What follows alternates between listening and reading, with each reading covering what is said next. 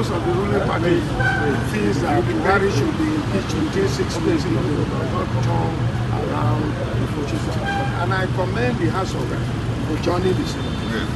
So, Your Excellency, as our leader in the North Central, I've come to confer with you, I've come to discuss with you, and since I was made the minority leader, we have not held any meeting, we have not met. I've come to also welcome you back from your holiday. It's a pleasure to speak with you and to confer with you on issues as they relate to our nation. Just like you have said, the primary responsibility of any government is the protection of lives and property carried out totally, frontally. Thank you very much. Thank you, Your Excellency. Thank you.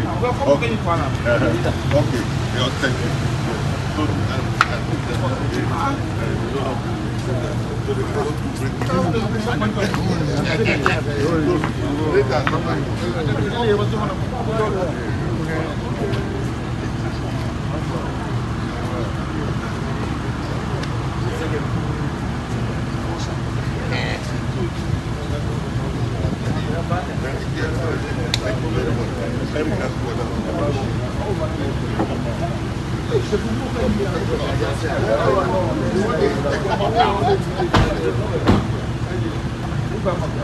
you.